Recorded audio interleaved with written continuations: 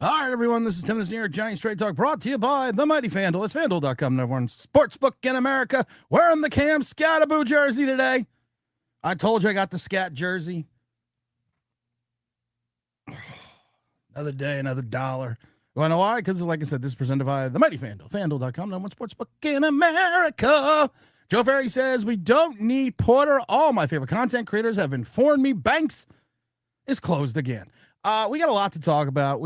Should we jump into the Joey Porter Jr. shit first? Should we do that right away?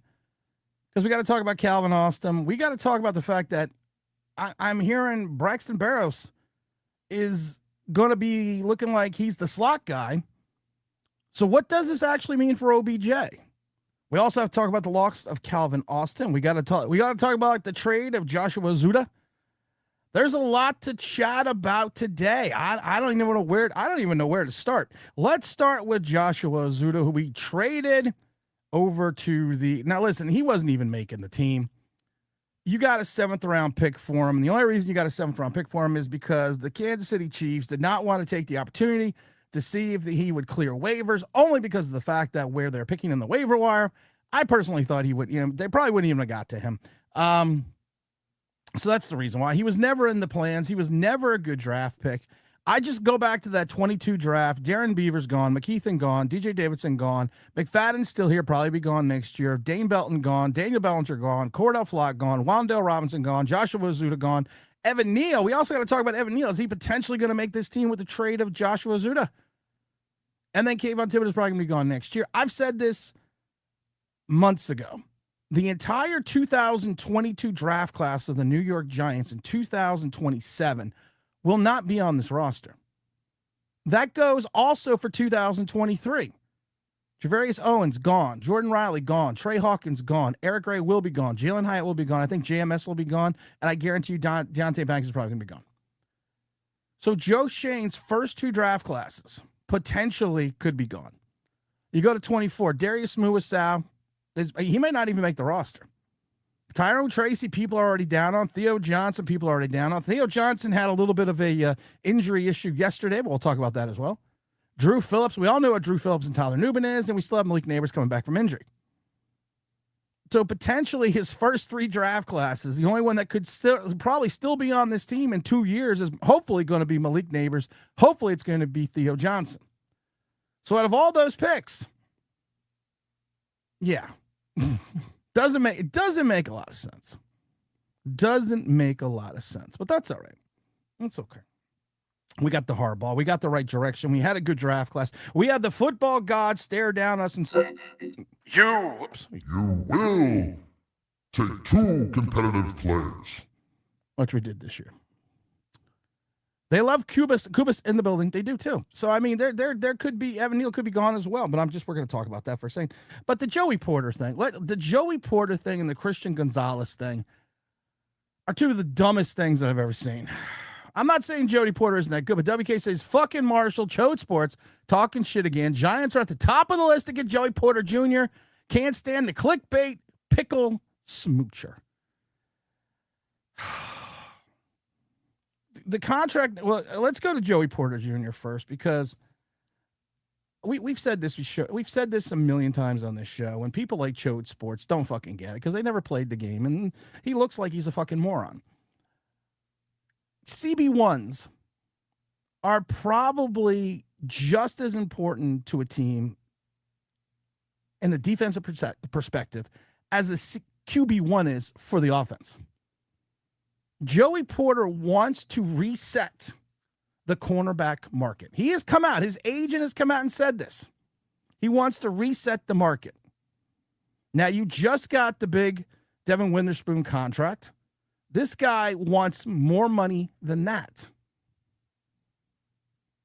If you take a look at him statistically, the top corners since 2023 to 2025, starting from the top to the bottom, are going to be Trent McDuffie, Devin Witherspoon, Christian Gonzalez, Derek Singletary Jr., who I want the Giants to draft, Patrick Surtain, Joey Porter Jr., Denz Ward, J.C. Horn, and Sauce Gardner.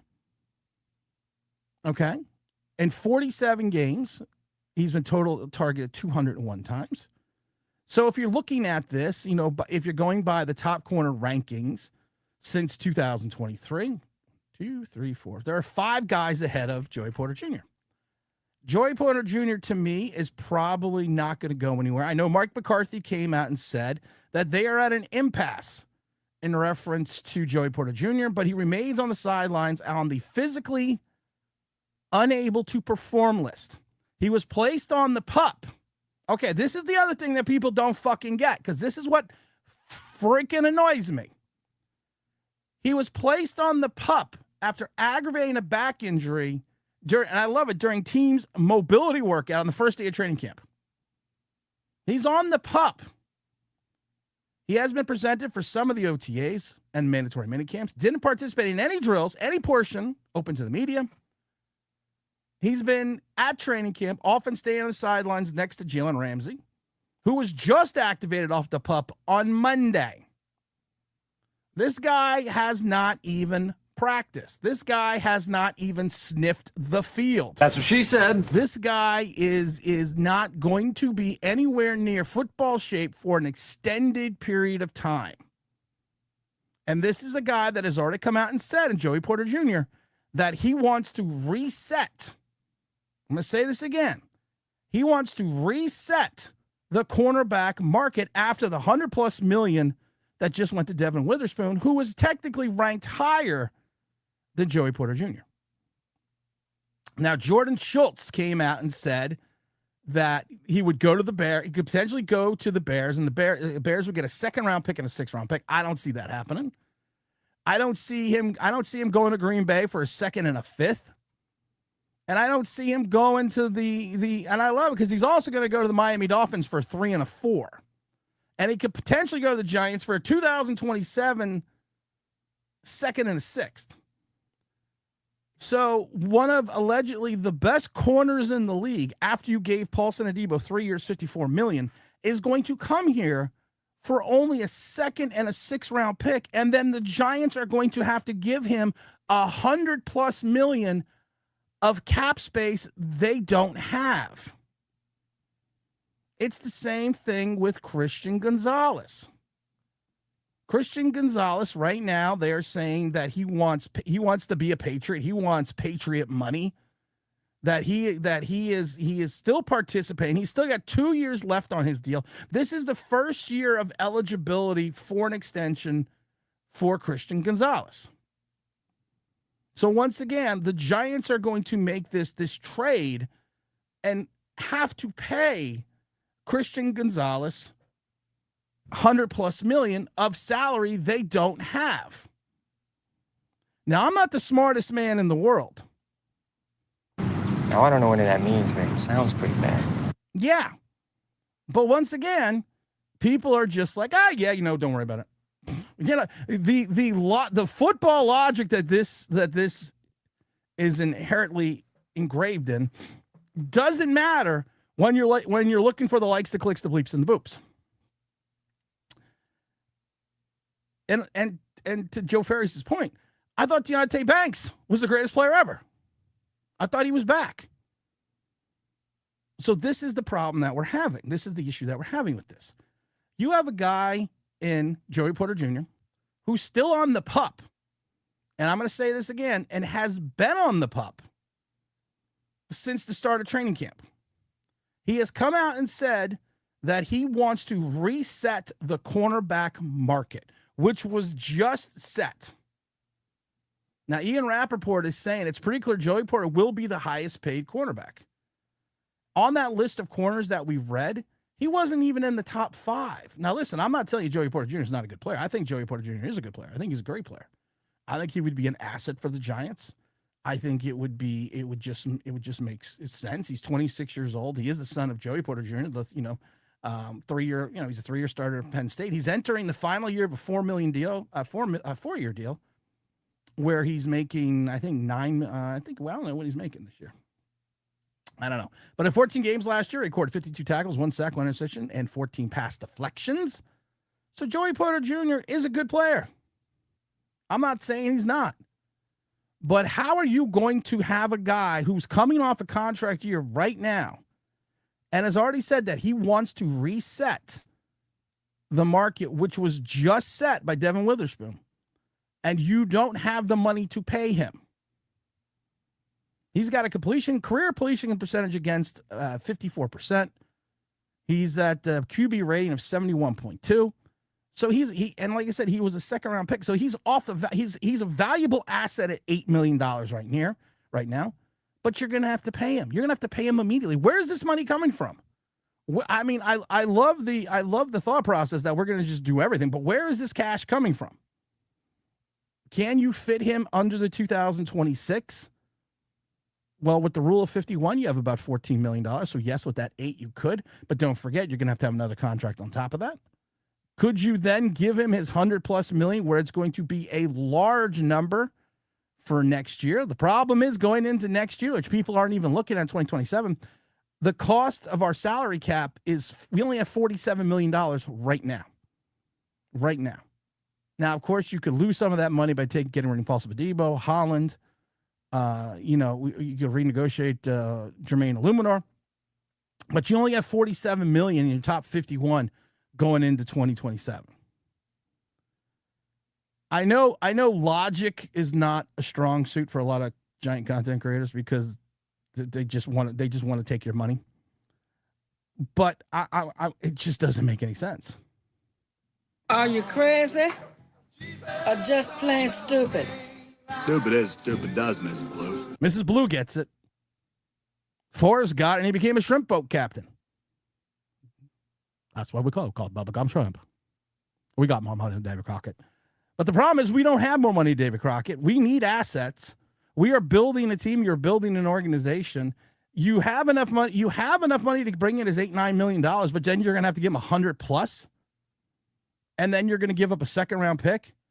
I don't think the Steelers right now are going to take us. If you could get a first for Dexter Lawrence at 30-something years old, who's coming down off of basically two and a half bad seasons, you don't think Joey Porter Jr., who is 26 years old and is considered one of the top 10 corners in this league, won't be worth the first-round pick? Yeah, okay. And again, people, like I said, people in the media are just throwing out these numbers, but it's what a team is worth paying, what they decide his worth is to pay him. And it's also decide what the worth. If I'm the Steelers, I'm asking for 2 1s. Because I got Joey Porter over a barrel right now. And the motherfucker's not even playing.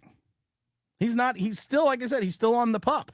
And then you look at Christian Gonzalez the same way. We're going to get Christian Gonzalez. Christian Gonzalez has already come out and basically said he wants to stay. He wants to stay in New England. He's already talked about that. They're already working on the contract. They've already he came out and admitted that he was frustrated, or this contract negotiation with the New England Patriots is frustrating. He's frustrated, and I get that. But he's also, this is his first year of eligibility to negotiate an extension, to negotiate a deal. This is his first year literally his first year of eligibility to do it. So we have to look at it either way. He's got 2 more years left on the deal. And the real question is whether Gonzalez, who is just back at practice, is he going to step away as week 1 approaches? Witherspoon, who pushed the level of money to $33 million a year. And we're already talking about Gonzalez topping that and then Porter wanting to reset the market. But we as certain Giant fans sit there and telling us, well, it's possible. Yeah, it's also possible the monkeys are going to fly out my ass. Good morning, Tim. Smash that like button. Don't forget, Mrs. Online Big Blue made a sign. Smash the like button. Let's see here. Let's say I would take Braxton to replace Austin, perhaps both Patrick and Hudson. Patrick, I believe, can play both guard and tackle. Let's see here. RIP. Yes, Dolly Parton passed away. It's very sad. Skyline said, my goodness, injuries, trades, preseasons with the game. The Jets, so much chaos, so little time. Yeah, and also the fact that the Giants are John Harbaugh has come out and said that he is still conflicted and not sure if Jackson Dart is going to play on Saturday. on Friday. Is it Friday? It's a Friday. It's a Friday night game. He's not sure if Jackson Dart's going to play on Friday. Would I play Jackson Dart on Friday?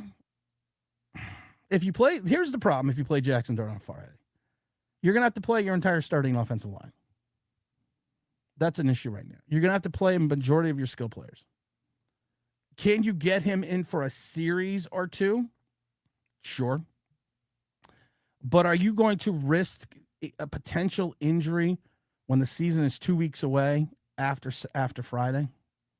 I don't know if I can do that. I think game reps like they did it. I mean, they did it to Daniel Jones. They didn't give him any fucking game reps. Game reps, you cannot simulate game reps in training camp outside of doing a joint practice, which they did. But we don't have a joint practice with the Jets this year. I was surprised we had a joint practice with Miami and not the Jets. I thought it would have been vice versa because you're at home. You could have had a joint practice at pace. It would have been fine.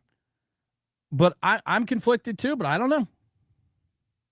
Let's see. Let's go, Tim. Found out about Dolly Parton's death. Well, looks like OBJ is staying on the team for nostalgia.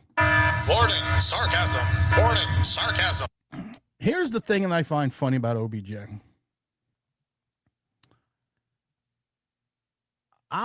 The way Matt Nagy talks, I'm not even sure OBJ. I'm still a little perplexed about OBJ. Listen, if Malik Neighbors cannot go, Calvin Austin's already has a torn ACL. Braxton Barrios, I can never say his name, is already talk about him sliding into the slot.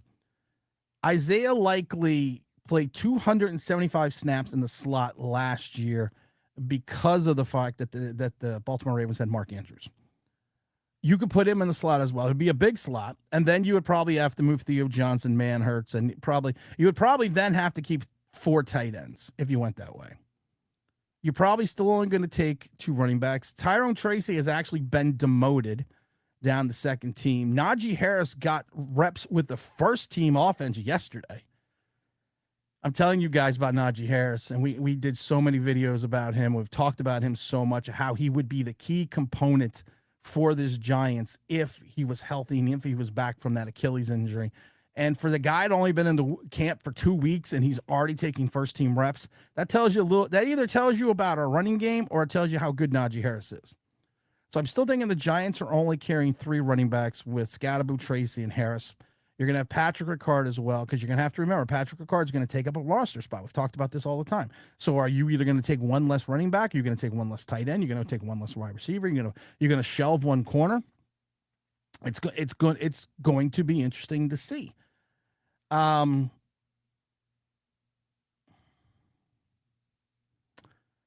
keep looking at the depth chart. Listen, J.C. Davis in 108 plays has given up 0 pressures. He's played well as a rookie. He's also played against lower-end competition in this league. I have to admit, I have a moment of pause when I see him on the second-team left tackle position. I got a moment of pause. Byron Hudson and Lucas Patrick yesterday were splitting time at starting center because of the concussion to, of course, John Michael Schmitz. Big Francis was working on the sideline a little bit, so he went on. I don't know what the thought process is right now. Aaron Stinney is backing him up along with Evan Neal, Jermaine Illuminor. You know what's funny? It looks like J.C. Davis has replaced Marcus Bowe as the golden child for certain people. I mean, I still think Marcus Bowe has a place on the team, but I think he's going to be more solid as a pass blocker than he is going to be a run blocker. But if you take a look at this, do the Giants go young? Do the Giants go with what's his name? Dalen. I can't remember his name again. Do they go young? Does OBJ make the team? I was shocked when they said that that Matt Nagy came out and basically said Braxton Berrios is going to step up and be the slot. What does Malik Neighbors look like? Again, I don't know. So I can't tell you right now if OBJ makes this team still, even with the injury. Your assumption would be that he would. The football logical sense would be if Malik Neighbors can't go, you lost Calvin Austin, you got to keep OBJ. That would just make football sense. But sometimes we don't do things that make football sense. But now we're going to, so we got John Harbaugh. Austin's injury does not guarantee OBJ makes the team. And like I said, and take Braxton over OBJ. I guess we will find out after the check-in. But you got to remember, Mike Lee, is the venerable Malik Neighbors going to play? And if he can play, how many snaps is he going to get? But injury does increase the odds for OBJ to make the team. I agree. Oh, the 6th and the 7th rounder, premium capital, whatever. You know what? I'm going to say this, Joe Ferris. And I have a feeling this was more predicated with, because we have a 4-year body of work with Joe Schoen. He wouldn't do stuff like this. I think this is probably more predicated on Dawn and John Harbaugh, and basically saying, listen, don't just waive the guy. Find someone that'll give you a 7th round pick. And because to your point, a team like Kansas City, them giving up a 7th round pick for a guy that may not get to them on the waiver wire, if you don't want to take that risk and you need a backup. I mean, I think they need the backup. I think their one offensive lineman is 33 years old and they still don't have a backup for him. Good morning, WK. Good morning, chat. There we go. What's up, Mister? What's up, Miss CT? And he wants top dollar. They both want top dollar. Joey Porter and Christian Gonzalez. You have, what did we say? How much cap space did we say? We have what? We have $47 million in cap space in 2027. We have about 13 now, which can easily absorb the 8. But we always talk about the $10 million in operational cap space, which allows you to move players on and off the practice squad. So you would still need to, if you brought him in and didn't trade a player, you're probably going to have to renegotiate another contract, which we keep telling you over and over again. Just because you guarantee the salary, which is already guaranteed into bonus money, there is a downside to that. Everyone's like, well, you could just take 70% of a salary, which is already guaranteed, and guaranteed that the bonus not clears up the salary. Blah, blah, blah, blah, blah, blah. Problem is this, and people keep forgetting this. You still have to push money out into the next year. It's a rule. We did it with Brian Burns. We've done it with multiple players. So Brian Burns' number went up, his cap number. And I'm just using Brian Burns as an example because we pushed it out. Brian Burns had like a $34 million. What did he have? No, last year he was like $39 million cap hit. Now he's at 44 because you have to push some of that guaranteed money out. And he now accounts for almost 14% of the entire salary cap, Brian Burns does. So you are then going to bring in a guy that wants to make at least $33 million plus, because that's what Devin Witherspoon got, which would be over what you're paying Andrew Thomas at 30, and you want to try to work him into a $47 million cap hit, and you would still have to move on from the likes of Holland, Paulson Adebo, and I know that none of those are great losses, but then you need to fill those 2 roster positions. I don't think he's worth the 1st round pick either. But did we ever think that? Dexter Lawrence was worth the 1st round pick? Jay Fed said, "Fuck no, not Austin." Yeah, I was very excited. I was very excited about Austin. I was very excited when we signed Calvin Austin in the offseason. I was very excited about that. And I kept telling people, you know what? I think this guy's going to be a player, because he didn't want to be a player no more because he crushes a lot. And he was that perfect speed guy in the center of the field. I kept saying, you know, I always wanted the Giants to use Wan'Dale Robinson as a Darren Sproles-esque player, but he never had the pure speed and quickness that Calvin Austin had. I could have saw Calvin Austin coming out of the backfield, setting up in the slot, putting him in the H-back, rolling him on the outside. I thought he was going to have a pivotal role in this year's Matt Nagy's offense. So, but like anything else, this is the NFL. It's the NFL. It's next man up. Yes, it sucks, but we have to move on. This isn't like when we lost Keenan Coleman. Does anyone remember that, when we lost Keenan and the whole world ended? We lost Keenan Coleman. Corey Coleman. I'm sorry, Corey Coleman. That's how stressful it was. We lost Corey Coleman. I barely remember the Joe Ezeudu commercials. Trust me. Joe Ferry says, I love what you do for me, Toyota. Oh, we're not going to get that guy. Let's see here. Neal is a lost cause. Evan Neal, like I said, Evan Neal may be a lost cause, but Evan Neal right now, if you take a look at the Giants' offensive line, you're going to go, of course, with Thomas, Runyon, Schmitz, Big Francis, and Jermaine Illuminor. We haven't gotten the full update on Francis yet. And you're probably going to back them up with Bo Stinney, I think Lucas Patrick may be over Byron Hudson, probably Jake Cubis and JC Davis. And then you're probably going to carry another guy. You're probably going to carry a swing guy. Is it Byron Hudson? Or is it Evan Neal, who you have him at right guard, but if you needed some insurance at the tackle position, Evan Neal is a tackle.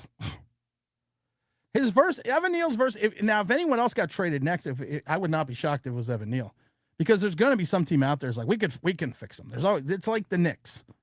It's like the Knicks when they used to grab all these former first round picks. So this guy was picked in the top 10. We can fix him. And at the end of the day, the Knicks never fixed anybody. So you gotta wait and see. Can't wait for the Titans to realize how bad Wandale is, just like they're seeing in real time, but with Flott and Bellinger.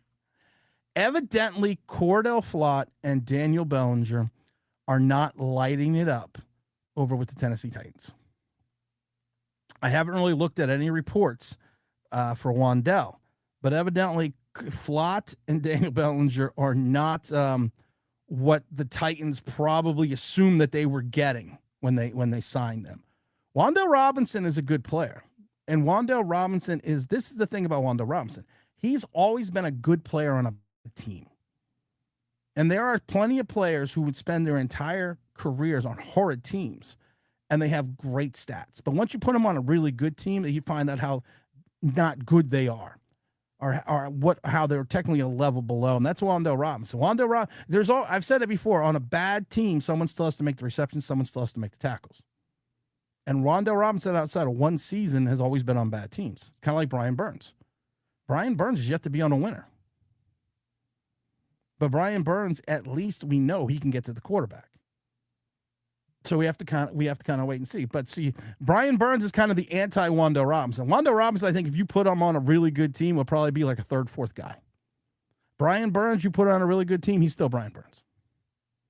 Darius Muasau was a great character. Spice Basher said, sorry, I can't stick around today, but I'll watch the replay tonight. Take care. Spice Basher, salute to you, brother.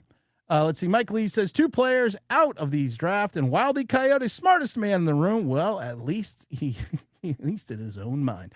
Some people say I'm a genius, but how can you screw up 5 and 7? How can you potentially screw up?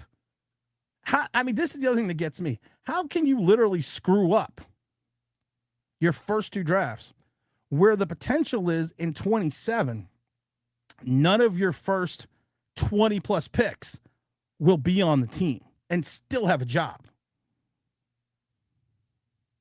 My wife has a theory. Mrs. Online Big Blue has a theory. Make sure you hit the like button. We also got a new sign. I'm not going to tell you where the new sign is, but we got a new sign up today. Someone sent it to me. I thought it was pretty funny. Because it's just, the new sign kind of simulates and emulates my life. So that's why I like the new sign. Let's see here. Todd says, sick of people saying Slayton is shit, but thinking every team will trade for us with their best corner for him straight up. There's no logic to these thoughts. Listen, Darius Slayton's biggest issue is he has what they refer to as the timely drop. If you take a look at the top 25 players last year's and wide receivers in reference to drops, he's not even in the top 25. The problem is his drops are basically accentuated because of the fact they always come in big. They always come in, that big moment. I always go back to the Evan Ingram drop years ago. And I go back to Darius Slayton's drop years ago against Jacksonville. They always come at that inopportune moment. While people think he is shit, he's in my mind, Darius Slayton's still a 3. If you put him on a good team, he's still a 3 or a 4. It's not that he is not a serviceable wide receiver on this team. He just drops the ball in the most inopportune times, like Evan Ingram, who dropped a perfectly designed play up against the Philadelphia Eagles, which would have gave us the win and potentially moved us closer to the playoffs that first year of Joe Judge. He drops the fucking ball. I think a first is fair. Maybe a low-level starter thrown in for Slayton Tate. Good morning, James Times. What's up, brother? Big Greg, what's up? Joey Porter will reset the Steelers quarterback market. That's it. Yeah, listen, I think Devin Witherspoon was overpaid. I think he's on the same level as Joey Porter Jr. I think Christian Gonzalez is above both of them. That's what she said. But you got a guy that just got $33 million a year. You got another guy who is still on the pup. People, I'm going to keep bringing this up over and over again. Joey Porter Jr. has been on the pup since the start of the offseason. He hasn't gotten off the pup yet. He wants to reset the market, and Christian Gonzalez still has 2 years left on his deal. This is his first year of eligibility to renegotiate his contract. So if you give Joey Porter Jr. 30, let's just say for argument's sake, someone resets the market with Joey Porter Jr. Let's say they give him $35 million. Are you giving Christian Gonzalez 40? So I think he's a better player than both of them. WK says, I believe Obi chances of making the team went up 25%. Yeah, I mean, if you take a look at, I was just kind of shocked that Matt Nagy's first thought process was to praise Braxton, who has done everything in camp. I've seen this guy in camp, saw this guy in Miami. He has done everything this team has asked him to do to make this team. Braxton Berrios makes this team no matter what. But to hear Matt Nagy talk about the fact that he's comfortable playing him in the slot when you got the 33-year-old BJ, and you're like, well, maybe OBJ should play in the slot. But for you to say that Braxton is going to be your guy, that tells me a lot of things about Malachi Fields and Darnell Mooney. And evidently Darnell Mooney put on a show yesterday again. I love the people that want, and I love, so evidently, can we stop the stupidity of trading Darius Slayton and Darnell Mooney? I said that was fan based. I talked to a couple people in the NFL, and they told me that's fucking that was fan based. That they may be getting calls, but they are not trading two of their six wide receivers. They're not trading one of them, especially not now. Hit the like button. Could Porter go the way of Bell and sit? There's talk about that. Back when Bell was playing running back, they were more important than appeared to be now. Yeah, but there's a problem with that. WK says, I don't want anyone else. Let's just roll with what makes this team and play ball. I don't disagree. Greg says, I wouldn't mind getting one of the cornerbacks, but how much is this talk? All of it's bullshit. This is like Patrick Surtain. We were getting Patrick Surtain, remember? We were getting him. Slim Shady told us we were getting him. And I kept telling you, I actually called people in Denver. And Denver laughed at me. They're like, no. No. You're not getting him. And this is what we talked about before. This is like Doug Peterson and Joe Judge. When we had to sign Joe Judge because the Eagles wanted him, and I called someone that worked for the Eagles at the time, and they said Joe Judge was never even on our list. So I'm not even sure where that came from. James Stein says, "What's up, Tim? What is all this talk about trading Slayton away? No, we're not even trading Slayton away. It makes zero sense." Mike Lee says it's all monopoly money until it's time to actually work out the contract. Yep. Joe Ferry says, "Yeah, fuck it, the cap. That's the last thing stopping all these deals these days." Mr. Alvarez, where have you been, brother? One of the many reasons I dislike Joe Shane's drafting is passing on Joey Porter Jr. to draft Banks, so optically we would trade this guy for a guy he passed on.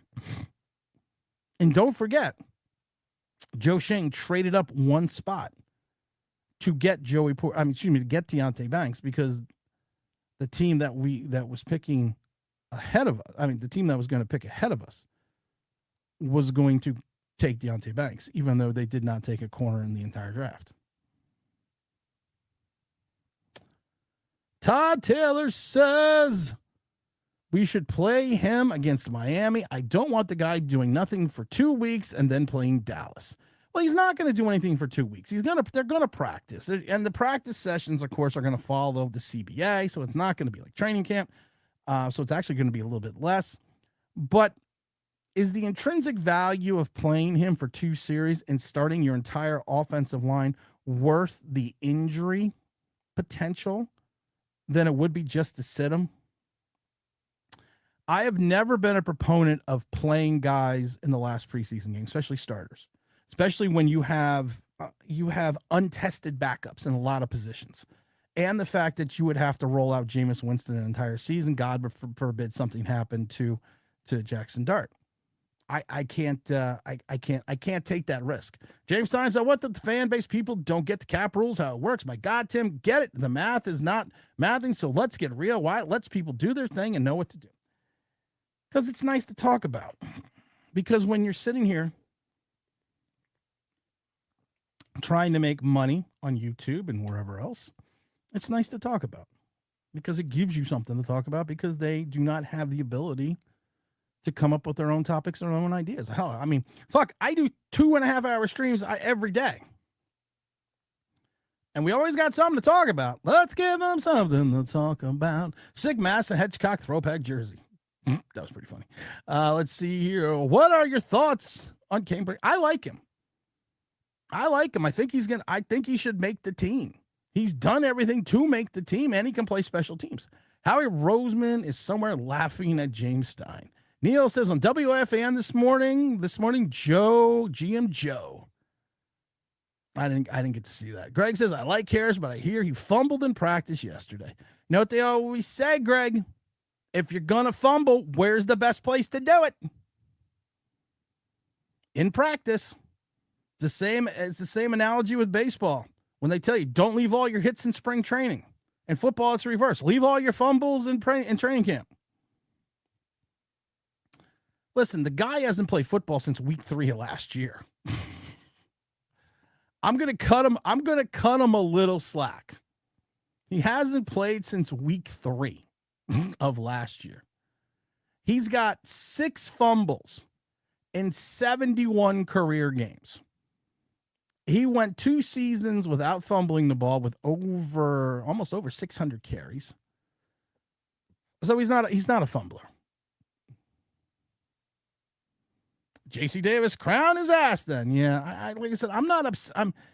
I mean, here's the thing with JC Davis. You play 108 snaps. You don't give up a pressure. That's fucking phenomenal. That is phenomenal. But there is a reason why you are selected where you were. And yes, there's always the diamond in the rough. There's always that find. But you also have to look at the level of competition that JC Davis has played. He played the 3rd and 4th stringers of the Vikings, and he then played what we like to refer to here as the Miami Dolphin day worker team. So I'm not going to get overly excited. Now, listen, you go up against Dallas, you go up against the Rams, you go up against real competition, and you do the same thing. I will then be excited. I will then be like, woohoo, JC Davis, great pick. I'm happy he's doing well. I'm happy he's succeeding. If he can be the backup to Andrew Thomas, that will be phenomenal. But you are relying a lot on a rookie late round pick to come in here and potentially be the stopgap for your all-pro, all-world left tackle. And some people think that's a good idea. Said OBJ, looks good. Marcus Bowe, you mean Orlando Pace reincarnated? That's what fans think. Marcus Bowe was a 2nd rounder. Offer him. Yeah, you know, Marcus Bowe to me, like I said, listen, he kind of got Marcus Bowe to me is kind of the Matt Pert. I look at Marcus Bowe and I say, listen, he's got Marcus Bowe has potential. Marcus Bowe can be this guy that if you take a look at him, he can do certain things that you look at and say, okay, that's okay. That's what you want to see. And when he came out of Purdue, he was 6'4", 303 pounds. I don't think he's really gotten much else in reference to weight. So in my opinion, he lacks the ideal length for a tackle. His arm, and I hate it because we got the Justin Pugh alligator arms, only 33 inches. I haven't seen that be an issue yet. But one of the issues that I've still seen, and which we talked about last year, and he still is doing it at times, occasionally he drops his head on contact, especially when he's dealing with a faster opponent. One thing they teach you, always do not drop your head. Because if you drop your head, what are you looking at? You're looking at the ground. You're not looking at your opponent. When you go up against power rushers, such as Philadelphia. He had problems with power rushers collapsing the pocket at Purdue. At 300 pounds, I think he is limited in reference to the scheme that you can bring him in at. If it's a power-based scheme, especially like what Giants wanted, what Harbaugh is saying he wants to, if it's a power-based scheme, run scheme, I don't see it. I don't see his strength there. I see it more with J.C. Davis. And his pass protecting technique was raw coming out of Purdue. It has gotten better, but it's also, we've seen some ugly reps with him. But I think there's more potential with Bo than Joshua Ezeudu ever had. It's just the fact that, like when we had Matt Pert here, and I kept saying with Matt Pert when he came out of Connecticut, this guy is going to take like 5 years to become a starter. We said that the day we drafted him, I said he is not going to be a starter for at least. You have to build this guy up. He got into the weight room. He hurt his back. He went over the 49ers. I even said in 5 years he could potentially be a starter in the league, but you're going to have to wait those 5 years. And this is Matt Pert was one of those players. Once again, we drafted on potential ability and not immediate ability. And I think the Giants kind of have gotten away with that this last draft, because I kept saying before, there were a lot of players like Joey Porter Jr., a lot of players that you could have grabbed later in the draft who would have immediate impact on the team. Joe Shane and Gettleman, especially the last couple of years, drafted guys that they felt had a higher upside and may take 3 to 4 years to cultivate. You can't do that when you're a bad team, because 3-4 years down the road, you may not have a job, which they didn't. But I think Marcus Bo, like I said, there were times that Marcus Bo's technique looked terrible. There was times he looked good. But you also have to remember this: it's going to be consistency with him. If you're going to run a power offense, Marcus Bo is probably not your guy. Hey, everyone, hit the like button. Number 20 here. Let's show Tim some love. Todd says, if they're serious about Bears, then tell me OBJ is the only making it if there's no chance. No choice. OBJ is only making this team if there's no choice. I've watched OBJ, and I love people that talk to me and say, well, look at that one-hand catch. I've watched OBJ doing team drills. He looks slow at times. And for your offensive coordinator to not even consider Odell as the starting slot, and you're like, well, we're gonna get Braxton. That's gonna go to Braxton, and he's gonna split time with Isaiah Likely, because, like I said, Isaiah Likely last year played 275 snaps in the slot, but it was also because of the fact that they had Mark Andrews. And Theo Johnson's not Mark Andrews. Joe Ferry says, Tim, you weren't good with the salary cap. Teams don't look at it like a teenager managing their allowance. The push money out there, they have money eaten up by cap inflation. Here's the problem with the salary cap that people don't get. Here's the problem with salary cap that people will never get. There's always not to be religious, but there's always a come to Jesus moment.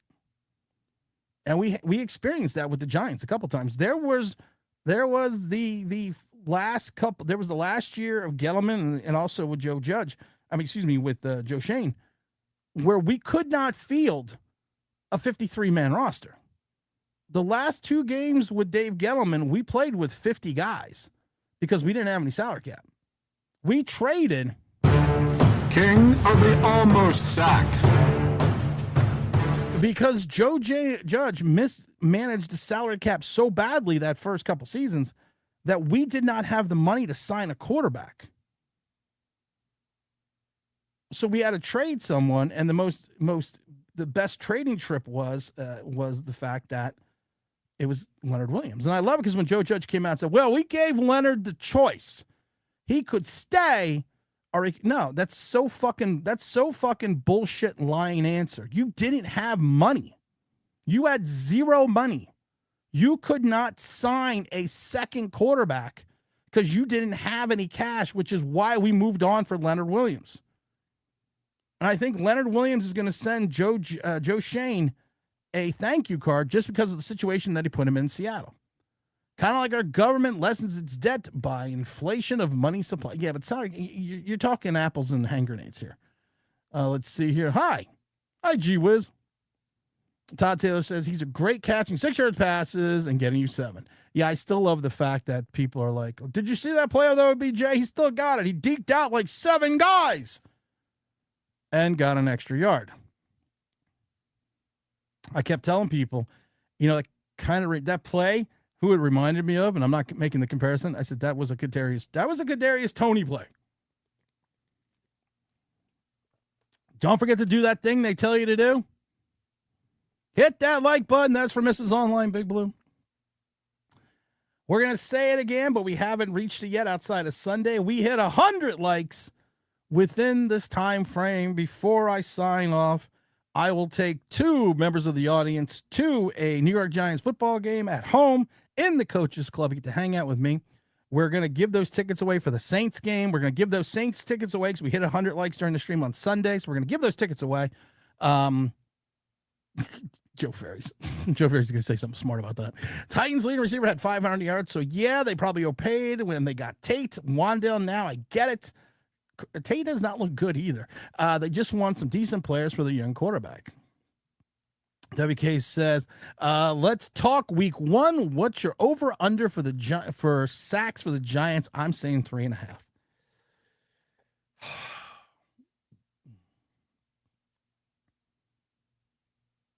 I'm going to go 3.5 as well. Are those? King of the almost sack. Yeah, Tate's dropped some balls. He's a rookie.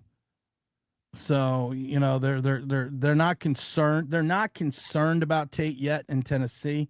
But he's had some moments. Marvin Harrison Jr. is having some moments also still in Arizona. Especially early on at camp, there was tons of video coming out of him dropping balls that just hit him in the chest. Joey Porter is a good player, but I think he's reached his peak already. Listen, he's got a quarterback rating against a 71 and a completion percentage against a 50-something. That's pretty good. But when he's talking about resetting the cornerback market, I got a problem with that. Because you just, like I said, Witherspoon got 33 mil. Let's say, like I said, let's say he resets it at 35. Are you giving 40 to Christian Gonzalez? Because I think Christian Gonzalez is better than both. And like I said, Christian Gonzalez will play. I will tell you this now. Christian Gonzalez is not coming to the Giants. He will play for the Patriots this year. He says he's frustrated. Patrick Surtain. Remember when Patrick Surtain was frustrated and he got that big contract and won defensive player of the year? Just remember, on defense, a CB1 is almost as difficult to find as a QB1 for offense. Just think about that. Just think about that for a second. Ironic, don't you think? It's like rain on your wedding day. It's like a free ride when you've already paid. He has a good day at camp yesterday, or was that just headlines with OBJ? That's just headline. OBJ made a one-handed catch at the end of practice in camp. That's what he did. And it was vintage OBJ. There was nobody on him. It wasn't even a one-on-one drill. Greg, what's up? Big T, hit that like button. Jordan Renan emphasized Malachi Fields as a solid number 2 next up. Well, you know what? I hate Jordan Renan because I think he turned down the opportunity to come down on this show. You don't come on the show, I fucking hate you. I don't care. It doesn't matter to me. We actually have guests coming on. Starting on Tuesday. We're going to have I'm not going to say whom yet, but it has been confirmed. We're going to have a guest on the live stream at Tuesday at 11:30. So everyone be on their fucking best behavior. Not looking at you, Joe Ferries. And then we're going to have another guest, I think, and these are new guests. These aren't return guests. These are new guests. These aren't friends of the show. These are new guests. And I think we have another one on Thursday of next week as well. Listen, Malachi Fields is another guy that when we drafted him, I've said it, I was 100% wrong because I thought we overpaid value for him. And then a friend of mine who still works in the NFL sent us their Excel chart. in reference to value of draft picks, and it was their trade chart. Now, this was a winning team, so he told me add 50 points to like certain areas of the chart. So when we did it live, I even pulled up the chart, that I thought we overpaid for Malachi Fields, but it turned out we were like only 20 points over what would have been perceived recommended value for Malachi Fields. I always thought he was going to be a good player because I thought he was going to be an end zone guy. He's a smart guy. Listen, you don't go to Notre Dame. You don't transfer to Notre Dame because you're a dumbass. Notre Dame actually has academic standards and player standards. I just think he's going to be more of a contested catch guy. I think he's going to be a big target early. So if you want Massey B, is that you? What's up, brother? What's up, Massey B? Massey B in his house. Caught alive finally. Your Tierney stream 2 weeks ago back was an all-time classic. I don't remember which stream that was. I wish I remember which stream that was. I don't honestly remember. I don't remember half the time I say. They want me to do a daily live. We are going to Bats, Balls, and Bad Decisions. The episodes are done. The first 3 episodes are done. They want me to do a daily show. They want me to do like a 2-hour daily stream for that. I don't think I can because, you know, I got to do, I'm doing the Giants, but they're being insistent that I do a 2-hour daily talking about all sports. I don't know. We'll see. I think Deontay Banks has a higher upside than Joey Porter Jr. Gentlemen, what brings me to my next point. Don't smoke crack. Tim, you know how it works, but most people don't. I agree. Cameron is on the practice squad to clear. Can be on the practice squad to clear. He's not going to clear waivers. Oh, what's up? Good morning, Tim. What have I missed? Well, you've missed a lot. So go back and watch. Hit the like button. We're also got. I forgot. Let's see. WK said, "Who has more losses week 1, Giants or who has more to lose week 1?" The Giants have more to lose week 1. You are at the start of a new regime. You are at home. You are playing a division rival. You're on TV. You have a borderline Hall of Fame Super Bowl winning head coach. Every time you play Dallas on opening night, it's a fucking fiasco. I'm still remember 40 points in the fucking rain. Queen Latifah kicks it off.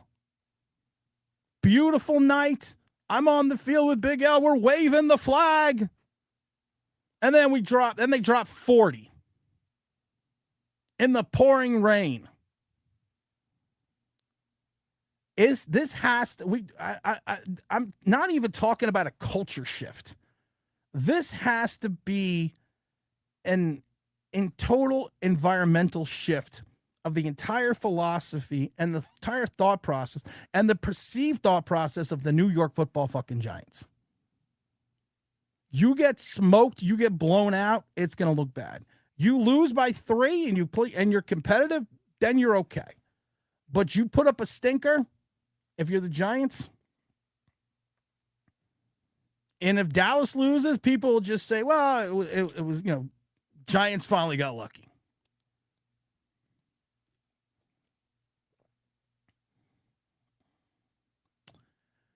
RFD, what's up, brother? Good morning, Tim. Breaking news. John Harbaugh traded you to the Miami Dolphins for content creators to be named later, getting everyone traded. I can't talk about that. One day I'll talk about stuff like that. It's like rain on your wedding day. That's pretty funny, though. Let's see. RFD says to everyone, Tim knows how the cap works, but most people don't understand how it works. Put out the BS on YouTube like they know everything, but they don't. Thank you, my brother. I appreciate it. Exactly, says Mr. Perry. Evan says, hey, Tim, what's up? RFD says, I feel like a trade for Joey Porter would look similar to the Brian Burns trade, a second rounder plus a fourth rounder plus a contract extension. You got to remember, and this is the thing, it has nothing, it's nothing against Brian Burns. Because Brian Burns has come in here and he's been a consummate professional. He's done everything we have asked him to do. Brian Burns, before he was traded in that 24 season, you got to remember, he only had 8 sacks and 32 total tackles for the Panthers. Brian Burns' best season was 12 and a half sacks and 22. Previously for that, it was 7.5, 9, and 9. So the Panthers were not thinking that Brian Burns was going to be a dominant pass rusher. They were thinking that he was going to be a 9-sack guy. Now, listen, you can make a very good living being a 9-sack guy. And then when he first came in with the Giants, he had 42 tackles, 8.5 sacks. People, then Panthers looking at it, he said, this looks pretty good. We got a high pick from this. We got out from underneath the salary cap. And then he puts up 16.5 sacks last year. So it's two different components because Joey Porter Jr. and Christian Gonzalez are both. Brian Burns was not when they traded for him. Not it was on probably in the bottom half, if not a little bit lower in the top 10 of pass rushers in this league. Christian Gonzalez and Joey Porter Jr. are probably in the top 5 of corners. And like I said before, the value of a corner in this league is probably equal to and equating the value of a QB on offense. A lockdown Darrelle Revis type corner. Mr. Perry says, Joe Shane let players walk out the door and depend heavily on rookies. That's why we're in this boat. Don't rock the boat. Don't tip the boat over. Really? He's not that. Like I said, he's a rookie.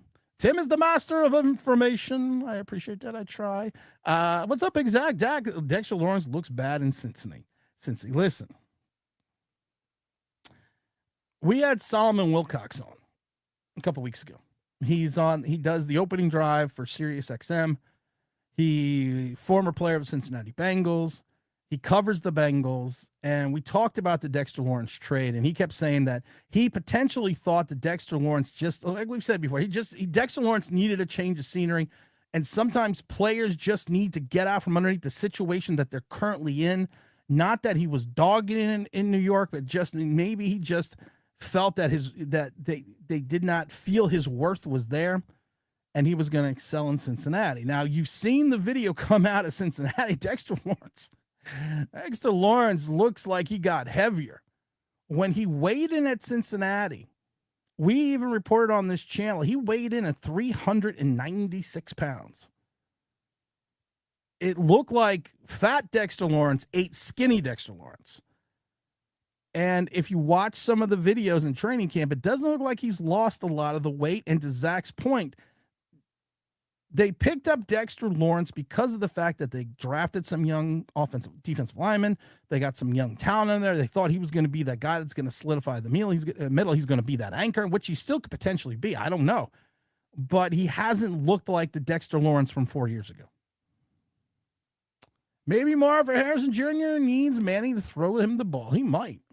Marvin Harrison Jr. has been just an anomaly. Chad Sports makes up the dumbest trades. They do because they want people to like their channel and follow their channel. And then a lot of the people that follow their channels are younger kids. So that's fine. You can make shit up, but don't tell me you have any football fucking knowledge in the world, because you don't. I would take what I know against you any day of the week and twice on fucking Sunday.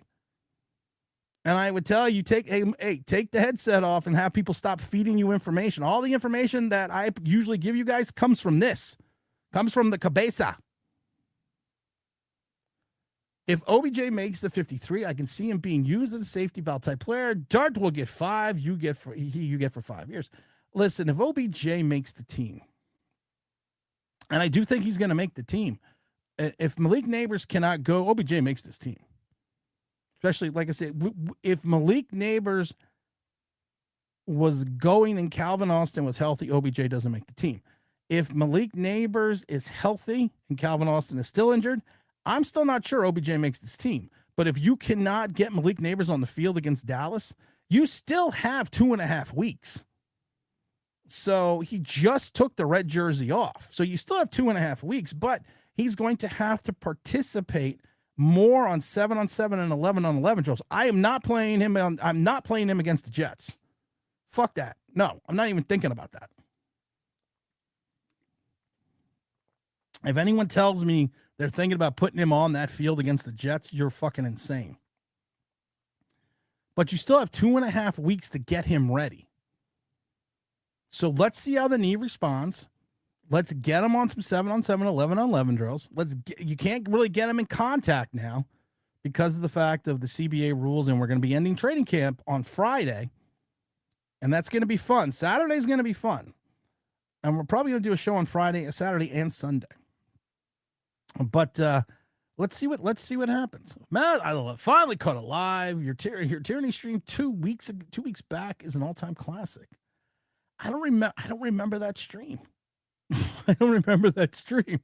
If OBJ doesn't make the show, I'm boycotting Tim. Hey, that's not nice. If OBJ doesn't make the team, I'm boycotting Tim. That's right. I'm going to blame Tim. No, don't blame me. Blame fucking Matt Nagy. Why are you blaming me? What the fuck? What did I do? Matt Nagy is the one that didn't even talk about him during the presser. What's up, Kevin? Where you been, motherfucker? Malachi Ted Hurst is the kid in Miami. Caleb Douglas as the taller rookie wide receiver. Arnold was inked to the Giants. Oh, the Giants at the stream. You had so many great takes. Oh, thank you. I forgot about that. The Arnold thing.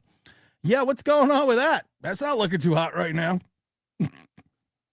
Seattle's kind of like, and what the fuck did we just do? He's going to trial. He's going to trial. And I loved Leonard Williams' take on that. I think one of the greatest things that Leonard Williams said, because someone asked him, what's going to go on with Arnold fitting into this team? And basically he told people, hey, listen, if you don't fit into this team, if you don't fit into this defense, you're gone. You're out of here. We are not going to tolerate that. Where the fuck was Dexter Lawrence with these epiphanies when he was with the Giants? I would have loved Dexter Lawrence. Excuse me, Leonard Williams. I can't keep. King of the almost sacked. Where was Leonard then? Where was Leonard dropping these tidbits and nuggets and holding people accountable? Fucking does it in Seattle. Why didn't the fucking do it here? Don't forget to do this. Just kidding. 2-hour daily show sounds too much like work. It really does. The beloved fans' favorite OBJ will make this team. I think he will. Malachi Fields' birthday is today as well. Happy birthday, Malachi Fields. Massey says OBJ's new handle practice catch was trending on Twitter. Looking forward to your take. It was against nobody, and it was a catch. There's nothing. I have no take on it whatsoever. If it was during a game or during a 7-on-7 or a live drill, then I could say, yeah, it looks good. The other day I was out in the backyard. We were just some people, every once in a while go out in the backyard, check the rock a little bit, have a little bit of fun with the neighbors and the kids and everything else. So we're in the backyard, and I dropped it. The problem is we have a hill, and then it like opens up into a valley, and then we play down in the valley. So I was on top of the hill, and it was probably like a good 35, 40 yards. And there was a kid on the outside and another kid was on the inside. And I actually dropped it over the one kid right into the other kid's bucket, right on the kid that was on the inside. Beautiful throw. Yeah, it doesn't mean anything. meant nothing. Literally meant nothing. That's right. See, Mr. Perry got it right. Tim, will you be satisfied if the Giants lose the game but are competitive? No, I'm not going to be satisfied. Why? Because I've already said it. This is the OBB online Big Blue New York Giants Straight Talk. Fucking lock week 1, Evan. This is the lock. The Giants are going to win this game 27-17. This is over. This is done. 27-17. We are winning this game. We are pulling the fossil. We're moving all of our chips to the middle of the table. This is going to be the new regime. This is going to be the moment that John Harbaugh comes out and has a defining moment. The first of many defining moments for his entire career. I'm pulling a fossil. I'm raising the stakes right now. This is a poker game. I'm shoving my chips to the middle of the table. I'm raising the ante. Anybody wants in, get in. Anybody wants out, can get out. So if you want out, get the fuck out. But this is what we're doing. And if I needed to go somewhere, I'd go to the mighty FanDuel. It's FanDuel.com, the #1 sportsbook in America. The Giants right now are still 2.5 home dogs against this vaunted Dallas Cowboy team. I'm still shocked by that. I'm not shocked by that. I am not shocked by that at all. I checked yesterday, but let me check today. Yeah, there's still 2.5 point high dogs. The line has not moved in reference to this. Let's see. I think the Giants are favored against the Jets on Friday. The Giants are 3-point favorites over the Jets on Friday, that preseason game. And if we take a look at the Super Bowl odds in reference to the Giants making and winning the Super Bowl, they're still at plus 7,000. Pittsburgh Steelers dropped. Actually, they went up a little bit. They were plus 6,500 yesterday. They're plus 6,000 today. The Commanders, thank God, finally make some fucking sense in this world. Dropped to plus 7,500 below the Giants. The Commanders were at plus 6,000 ahead of the Giants. In the Super Bowl odds, not only to make the Super Bowl, to win the Super Bowl made no fucking sense to me. So the Giants are finally getting a little love. The line hasn't moved on. They're getting a little love. They're getting a little respect. The Miami Dolphins, who were plus 100,000, are now plus 75,000, tied with the Arizona Cardinals. If you want to take care of that bet, don't forget, go to the Miami. Again, get $350 back in bonus bets guaranteed when you bet $5 a day every day for 7 days. Place your first wager now. Sign up for FanDuel Sportbooks, verify your account, and make that deposit of at least $5 and go from there. That's FanDuel.com. We love FanDuel. I love the game. I love the casino. I love the fantasy. I love the racing. I love the sportsbook. Love all of it. That's FanDuel.com, the #1 sportsbook in America. Wyatt says, it's better to be a hostile crowd against the Cowbirds. I'm sick and tired of the Cowbirds fan filling up MetLife. If you have a ticket to MetLife, now listen, even my cheap seats are going for like $400 right now. And I understand if you have 2 tickets and you paid your PSLs and you're paying your season ticket price and you're thinking about, hey, you know what I can do is I can give up these seats. I can give up these tickets. I can make $800 fucking bucks. Sell my parking pass for another $200. I just made $1,000 to some stupid Cowboy fan. No. Look at the camera directly. Giant fans, fucking keep your tickets.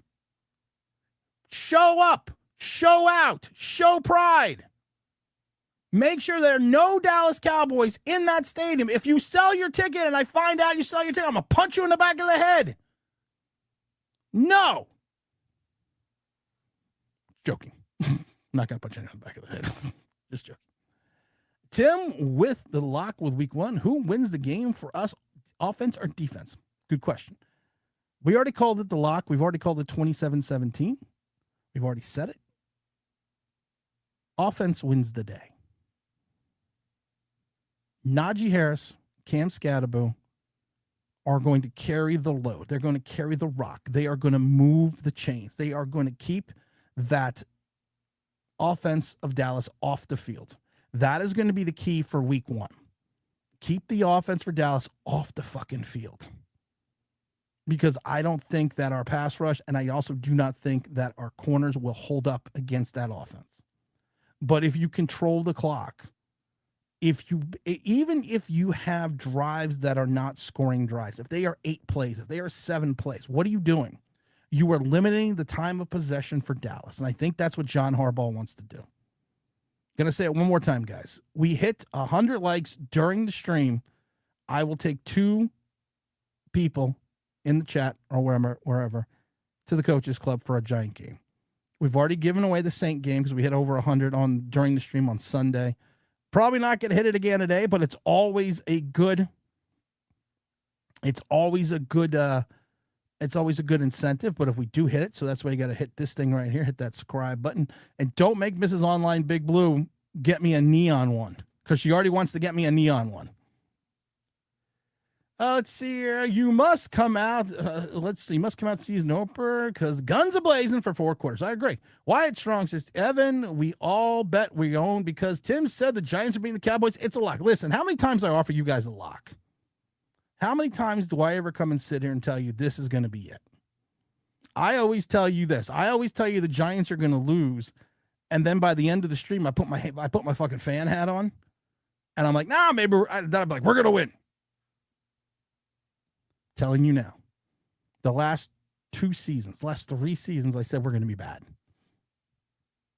I showed you guy in 4 years ago how 7-2 turned into 2-5-1, then turned into 6 wins, turned into 3 wins, and turned to 4 wins. You know me. You know I'm not going to sit there and tell you something that's not true, or what my truth is, and what's bathed in football sense. This is going to be a defining Harbaugh moment. There are going to be many in the next 5 years, but this is going to be a defining Harbaugh moment. Wasn't the second team All-Pro? Yeah, the Brian Burns. He wasn't. Yeah, that's the thing. Brian, that's what people don't understand about the Brian Burns trade. Thank you, Mr. Perry. You're very astute. Joey Porter and Christian Gonzalez right now are probably in the top 6. Brian Burns wasn't even second team All-Pro yet when we traded for him, because they thought he was going to be a 9-sack guy because he only had 7, 9, 9, 12.5, 9, and then they traded him. There's nothing wrong with being a 9-sack guy. You can make a great living in the league being a 9-sack guy, but it doesn't mean you were going to be this superstar. And he wanted to get paid like a superstar. And then he came here, had 8 sacks, and then he finally had 16.5. So it's a good move from that perspective, but you got to remember, like Brian Burns, Christian Gonzalez, who has 2 years remaining on his contract, and Joey Porter, who was a 2nd-round pick, who had 4 years on his deal, who's in his last year, I forgot what the number is. They want to get paid. And Joey Porter's already saying he wants to reset the market. And the market was just set by Devin Witherspoon for $33 million. So what, you're going to give him 35, 36, and you're going to give Christian 40 when you have $45 million in cap space next year? I don't know. It doesn't make a lot of sense to me. Christian Gonzalez, top 3, if not 1. Yeah, I agree. I like Stingley, too. I wish we would have took Stingley. Dex let him go. Yeah, we did. What jersey is that? Scat, Bradshaw, or Carton? I am actually wearing a Cam Scataboo jersey. I told you I got a whole bunch of jerseys. I haven't bought Giants gear in 4 years. So what do? I go out and buy like 8 jerseys. And I like I love the sideline hats. I fucking love the sideline hats. He lost 2 more pounds.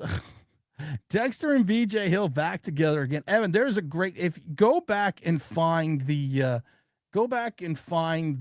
interview with Salman Wilcox. Let me find it, because he tells a great story about Billy Price, and he tells a great story about BJ Hill. Hold on, let me find it. I mean, it's freaking phenomenal. It was already a month ago. Wow. But here, I found it. I'm going to post it. I mean, it's a great interview. And the Billy Price story from Salman Wilcox is just, it's priceless. It is literally priceless, to the point that during the interview, I had to stop him. And I had to tell him, now this is Salman Wilcox. He's guy that's done it all, played ball, called games, works for major networks, has a daily show on SiriusXM NFL radio. I literally told him during the interview, I don't think I want to talk to you anymore. When we were talking about Billy Price Jr. Brian Dable held no one accountable. He never did. You're right. Let's see. Your slider says, good catch, but I don't care. You're right. I don't care either. Leak, Plax, Fields, likely, Scat, and Dart with a good O-line. We're going to put up a lot of points. I don't disagree, Winston, but here's the thing. You cannot always gauge everything in preseason. And training camp has basically been locked down. The training camp is like a duck's ass.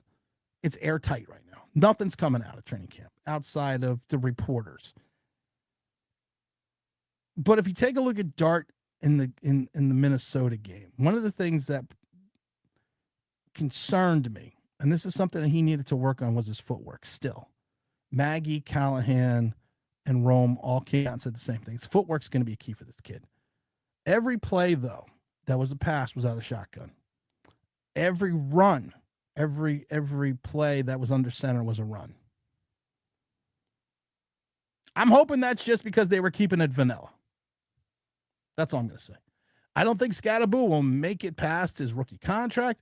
I don't know, but like I said, I'm just having, you know what, Zach? I'm just having fun. Make sure you hit the like button. We got 45 likes. Let's get to 50 likes. And I've said this before. If we hit 100 likes during the stream, which I don't think we're going to do again today, but that is fine, I will take 2 subscribers to the Coaches Club. You'll get to hang out with me. You'll get to go out on the field. We've already given away those 2. We're going to give away those 2s. We've already checked off the Saint game.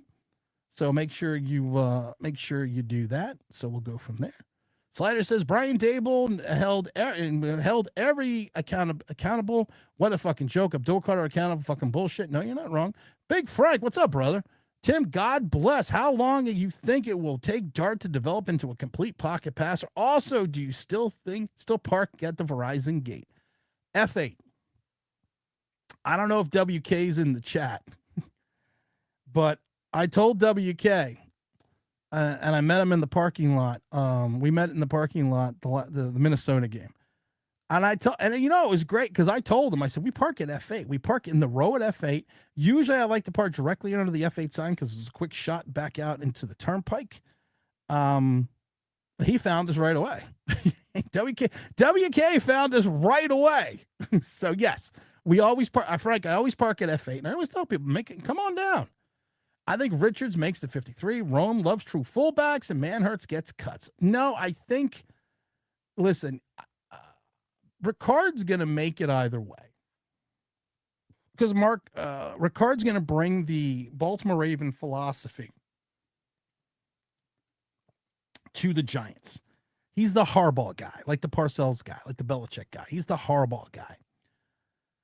And I still think you're running with 3 tight ends.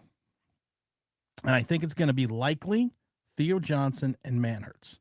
The thing with Likely is, though, he can play the slot. Like we said, he played 270, and he didn't even play the full year. He played 275 snaps in the slot in Baltimore last year. And that's also because Mark Andrews was the tight end. Theo Johnson, in my opinion, if you line this up properly, and I would have loved to see the offense with Isaiah Likely, Calvin Austin, Darius Slayton, Malik Neighbors, and Theo Johnson. I would have loved to see that offense. But I can still love to see Malik Neighbors, Darius Slayton, and Braxton Berrios, and throwing in Darnell Mooney and Malachi Fields. Because I still think, in my opinion, Mooney's over Beckham, Fields is over Beckham, Braxton's over Beckham, Slayton's over Beckham, Neighbors is over Beckham. So if Beckham makes the team, it's going to have to be the 6th guy, and he's going to have to play special teams. And I think that's kind of what's, even with the Calvin Austin injury, is kind of what's stopping from the Giants for basically saying, yeah, he's making his team. If Neighbors can't go against Dallas, then OBJ's on the roster. If Neighbors is going and he's starting, I think OBJ's on the practice squad. It's hard to teach accountability to some of these NFL players nowadays. A lot of them coming here already having money and attention. The NIL deals, that's the problem. The NIL deals suck because you also got guys now that don't want to even leave college because they're going to make more money in 1 year with the NIL deal that they may make on their entire rookie contract. It's the same thing in the NBA. You got the NIL deals in basketball. You got guys that would potentially be 2nd-round picks in the NBA staying in college because they will make more money in one season than the entire rookie contract as a 2nd-round pick. It's a good and bad thing at the same time because hopefully players develop more, but I don't know. It's just stupid. Wyatt says 78 in the chat and only 40 likes. Tim, if he doesn't get at least 100, he won't buy us beer. No, the idea is you buy me beer, or you can just bring me beer, or bring me a bottle. You want to get to my heart? You bring me a bottle. As WK, I love WK now. WK now is like my best friend. He not only brought me a bottle, he brought me a bottle of Captain Morgan private stock. And he was probably impressed too because he handed me the bag. And I'm like a kid on like Christmas, birthdays, anything I might get a present. I always shake the present. Even if it's in a bag, I'm shaking the present. So he hands me the bag and I start feeling the bag. And I go, Captain Morgan private stock. And he was like, yeah. I was like, yeah, I drink a lot of that. I'm just joking, though. But let's see here. Sliders says, Evan didn't sleep till 3 a.m. because it was too damn hot and humid. Big Greg says, let's see the rest of the chat spots, the rest of the chat sports bots. Let's see here. Tim We have Carter, who's going to be the GOAT and MVP. Sarcasm. Warning, sarcasm. Warning, sarcasm. Let's see here. Why is, let's see here, Coach of the Year Dable. Yeah, we're not even going to get into that one. Let's see here. What's up, Jersey? What's up, G4 in his house? He's usually right. That's right. I am usually right. Make the neon sign great again. Mrs. Online Big Blue wants to make a neon sign that says, remember to hit the like button and subscribe. She wants to make the neon sign. I like the other sign over there. I like this sign. I like that sign because that just defines my life. Brandon just dropped the super chat in. All super chats go to the Philadelphia Children's Hospital. Win, lose, or draw, I bleed blue every Sunday. The Giants have brought my family and friends together, created countless memories. That means more to me than anything every win could. Win or lose, I will always love this team. I don't disagree. And I'm glad that you said that because I lived through the 70s. I lived through this, and I kept telling people over and over again that why I didn't want to do the channel anymore because the team was so bad. I was always going to be a fan. I mean, like I said, I lived through fucking Andy Robustelli as a kid, as a little fucking kid. I lived through this. And I remember it. That's the sad part. I remember that stuff. And every Sunday, yeah, win, lose, or draw, you bleed big blue. And he's got it right. Brandon's got it right. He's got it right. He's saying it right. You got to just do what you just got to do. And, you know, like I said, it's your team. You support your team. You follow your team. Too many people follow teams when they're winners and they dump them when they're losers. Luckily, the Giants been losers the last 11 plus years. But you're right. What's your favorite beer? It depends. You always love a good Guinness. Always love a good Guinness. And I like some pale ales. But I drink anything. The only problem with the stadium is they don't have anything good. They don't have any good. I love I've always loved the good Heineken. And Heineken, they have because we have Heineken and tap at the house. So that's always Heineken's always a good fall. Not Heineken Light, a Heineken. That's a good fallback beer. Because if you don't have anything else, you just get a fucking Heineken. Football is life.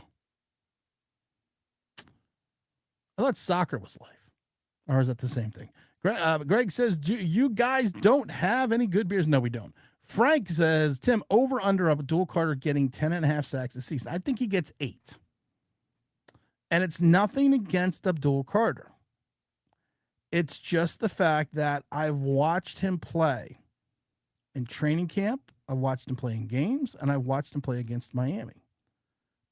He can't play the run. There was a play in Miami. And now listen, Miami's offensive line is when you have to reach for Caden Proctor as your first pick overall, you know your line is shit. And there were plays, and we've shown the plays on this channel, where Abdul Carter got swallowed up and pushed back and pushed around.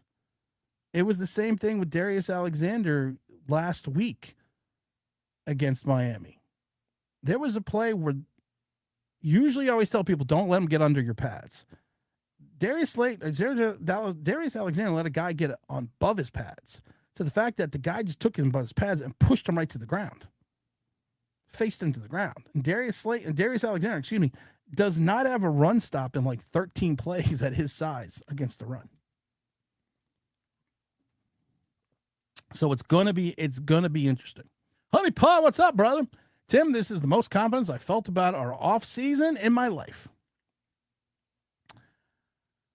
I feel better about what the Giants are going to do. Am I confident? I'm confident that this is not going to be a 4-win team. I am confident about that 100%. And make sure you're hitting the like button. We only have 52 likes. We're 48 likes away with only like 21 minutes left in the show in regards to giving away those tickets. But I feel better about this team I look at this team in certain regards, and I see things that and like I said, Rome wasn't built in a day, and you're not going to fix this team in a day. Your inside linebacker situation with Reese and Tremaine Edmonds is solid. Your backups are questionable with Jack Kelly and McFadden. Your outside linebackers, I do not like at all if they're going to be Carter and Brian Burns. I would like to see Chauncey Golston moved up ahead of Shelby Harris. I'd like to see DJ Reader, of course, be in that middle, and I would like to see Bobby Jamison Travis split snaps with Darius Alexander. I'm still not sold on the safety. I still think that Jason Pinnock is going to replace Tyler Nubin. I'm not sold on Paulson Adebo and Banks and Phillips and Greg. I'm not sold on Greg Newsome at all. Colton Hood has not shown enough right now to start, but as a backup, he's going to be I think he's a quality backup right now. Darius Washington as the backup nickel worries the hell out of me. But what's your choices between Nick Jones and Art Green and Raheem Lane and Corey Black and Trace Ford? No, I mean there are still some problems on this team. Like I said, if you somehow by the grace of God figured out a way to get a Christian Gonzalez, a Joey Porter Jr., then I'm feeling extremely solid. But there's no way you can fit that in right now. I say Carter gets 7 sacks. I'm giving him 8.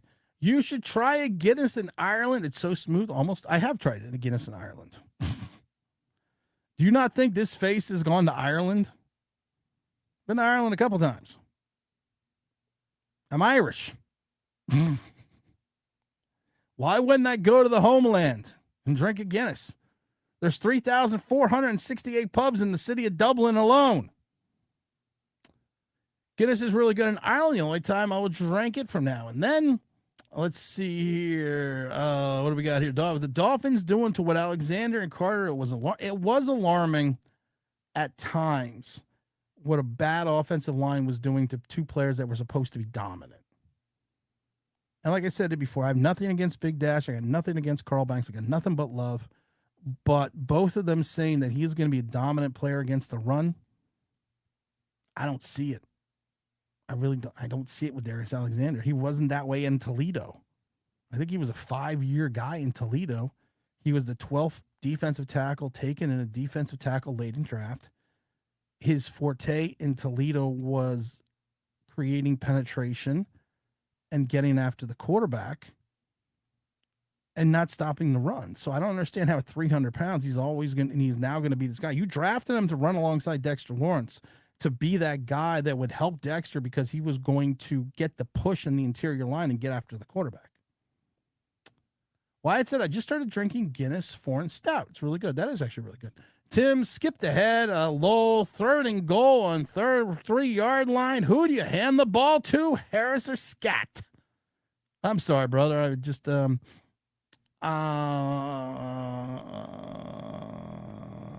giving it to Najee. And it has nothing against Cam Scatterbo, but I'm giving it to Najee Harris. Najee Harris has the power, he has the size, and he's got a little bit more wiggle. And it's nothing against Cam Scatterbo.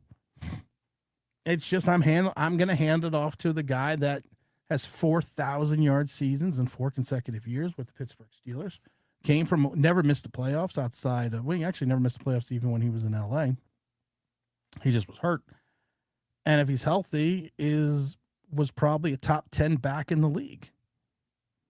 And even though his carries have dropped from his rookie season, which was 300, and he averaged like 255 the next 3 years, his production stayed the exact same, and his yard per carry went up. I'm late, but I love to see 50. I love to see that too. Harbaugh is zero nonsense, no nonsense. Honeypot says that's exactly what I mean. Mr. Calzone says, I think if we split the first 2 games, we can make the playoffs. It's a great win, but if we least we won, we have a shot for the playoffs. I still don't see that. Like I said, you got to take both.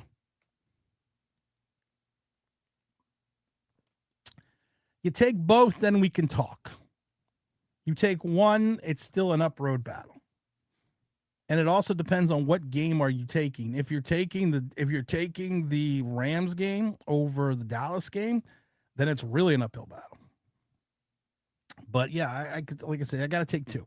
I think it should be 50 likes during the weekend, 100 likes during the weekend. No, because like I get yelled at by Mike Lee, who says I shouldn't change the rules. I'm too nice of a guy. I love it when someone tells me I'm too nice of a guy. I'm like, what kind of bullshit is that? No, I'm not. We have to, these rules were set by Mrs. Online Big Blue. These rules were not set by me. It has to be 100 likes during the stream. What do we got? Why do I, you know, it's always bad when I go online and I see all these notifications on X. I'm like, what the fuck did I do now? It's like, what the fuck did I do now? What did I say now that pissed people off? It seems to be my modus operandi.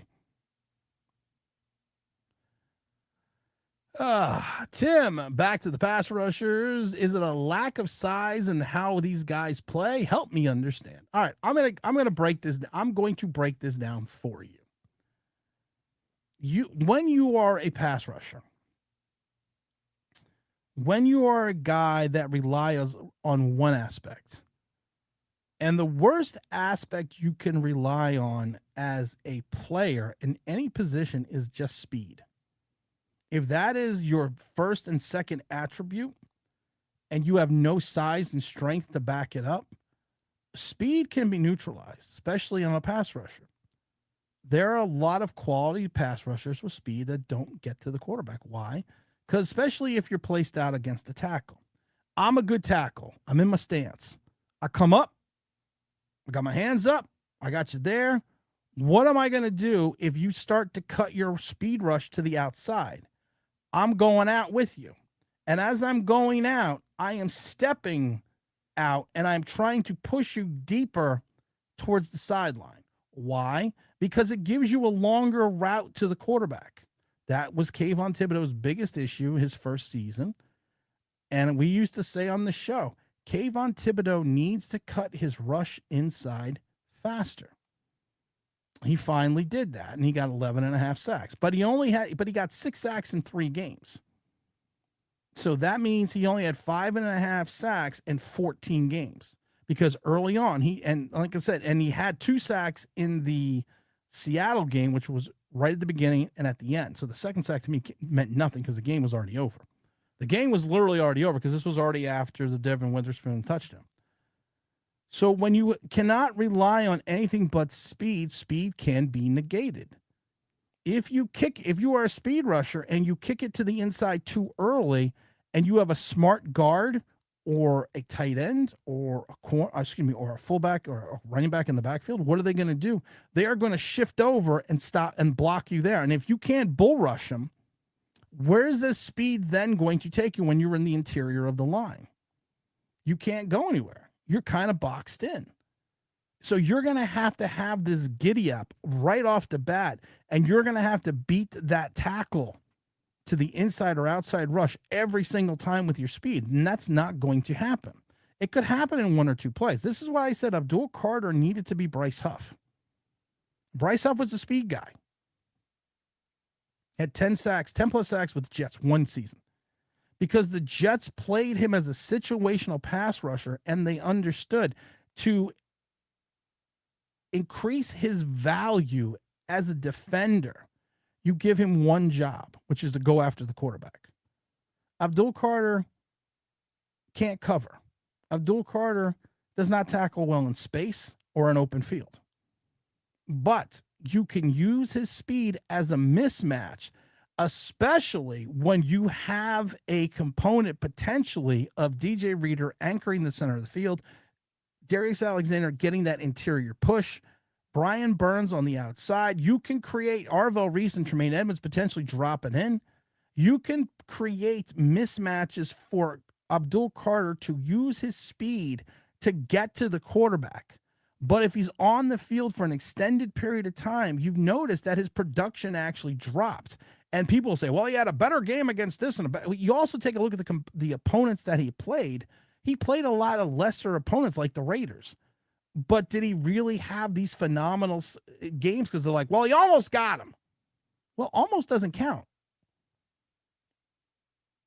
Like in horseshoes and hand grenades, almost doesn't count. but create windows for him to go through to use his speed. But if you have him on the field 70, 80% of the time, that's not going to work. If you play him 45% of the time and you create mismatches for him, then you have a weapon. Includes the Guinness Brewery in Dublin. I did that tour. Great views from the fourth floor. I did that tour. Let's see. Prior to the preseason is not winning, so you can believe anyone would bet on these games. Yeah, people do bet. The priority of the preseason right now is this. Don't get hurt. Zach said if Wilson makes the Giants secondary serviceable, then that's impressive. Listen, if Denard Wilson fixes everything that's wrong with Holland, Adebo, Newsome, and Phillips, he should be in line for coach of the year. I know he's not even head coach, but he should be in line for fucking coach of the year if he can do that. Don't forget to hit the like button. We're only at 54 likes. Let's get up to at least 65. I've already said it. We've only got like 21 minutes. We go 24 minutes. I'm sorry. We go 2 hours. That's what she said. And if we get 100 likes each live stream, we pick a game, and I'll take 2 subscribers to the Coaches Club during that game. We already picked the Saints game last Sunday, so we hit 100 likes. We are at 75 likes yesterday, but I don't think we're going to get close to the 50 again. Tim is the Jet Center. Yeah, I do like to travel. Any word on Harris's practices? Harris ran with the ones yesterday. Practice isn't until 1 something. But Harris ran with the ones yesterday. And I was shocked because you remember John Harbaugh said that when they first brought in Najee Harris that he didn't think he was in football shape. And then they brought in Najee Harris and they signed him. And all of a sudden Harbaugh's like, well, you know what? He's kind of in football shape, which I was surprised by because I didn't think he was going to be in football shape. Jameson is also the top while in Dublin. I'm not a whiskey guy. I don't know why. I used to drink so much rum that there was a joke in our house that I stopped drinking for like 6 months. And I got a letter and I got a call from the Captain Morgan factory in Puerto Rico. And they're like, Tim, are you all right? Do we need to send help? WK says, do we keep the staff together for the... I hope we do. But here's the problem with staffs, especially when you start to win. Nat Nagy probably wants another shot as an HC. You know Denard Wilson's going to want one. You got 2 other guys that were head coaches before on the staff that are probably going to want opportunities to get a head coaching job.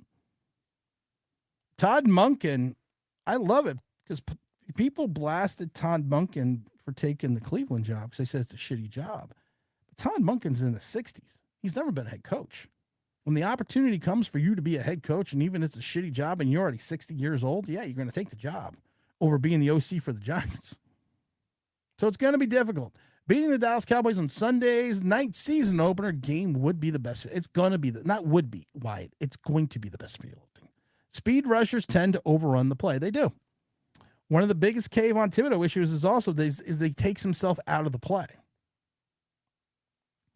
And here's the thing with Abdul Carter that worries me. The leagues, we've said this before, and it's every player. It's not just Abdul Carter. As soon as your rookie season's over, the league's got film on you. So they know your tendencies. They know what you like. They know what you don't like to do. They know what you're good at. They know what you're not good at. So they are going to try to take advantages of your weaknesses. And one of Carter's weaknesses is the fact that he doesn't play the run well, and he doesn't tackle well, and he can't cover. And he has a tendency, like Kayvon Thibodeau, to over-pursue. Do we have any smart guards? Well, I think we do. I mean, I think, I think Francis is a rookie, but he's a smart guy. And I think John Runyon, if I want to be nice, is a smart guy. I just don't think he's a good player. John Runyon is not his father. John Runyon Jr. is not John Runyon Sr. He's not a road paver. He's a pass blocker.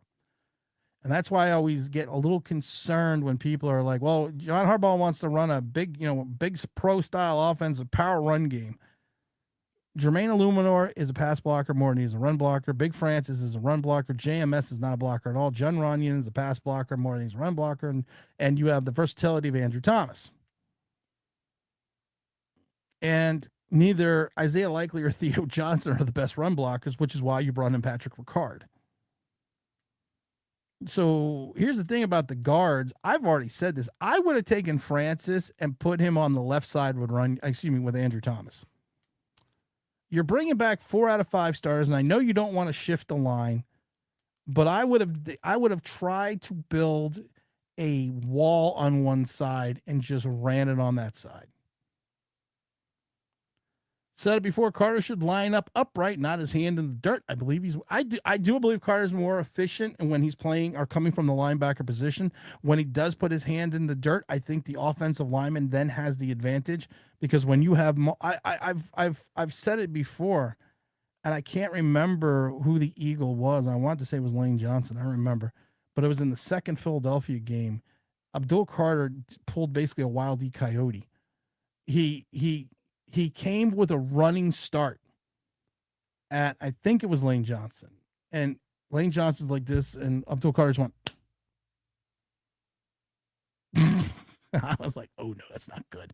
And then he had another play. He came up under center. And the center basically just mauled him. Because, like I said, if he doesn't get up fast enough and get around him on the rush, he's just going to get mauled.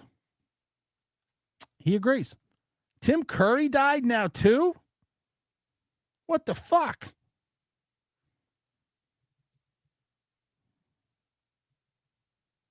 I got to look that up now.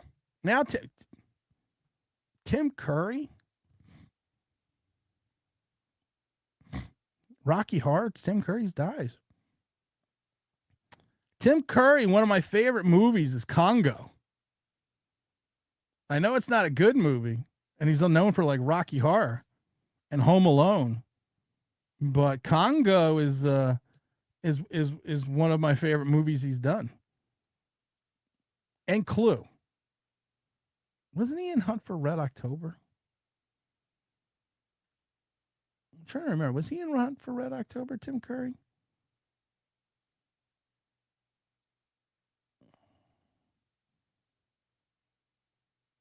He did a really bad movie in in McHale's Navy.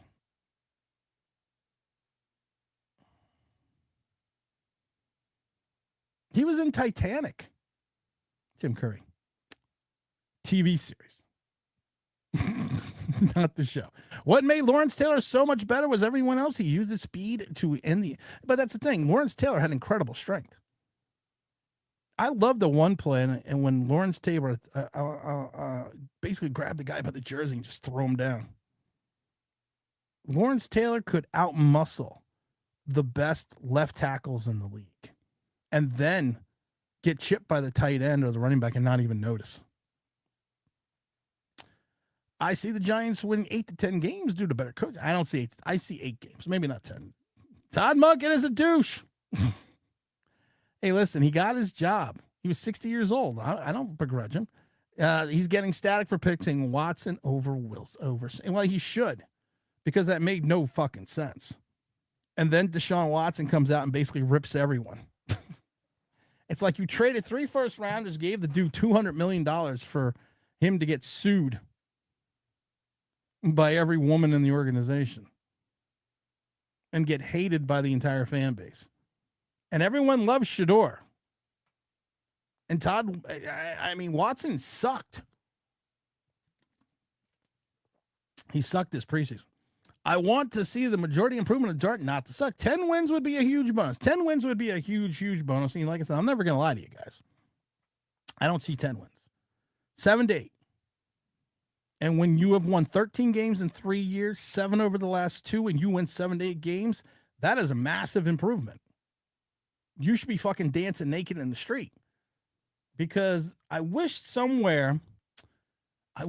was somewhere that there was a chart that we could see about what John Harbaugh is going to do for his entire career.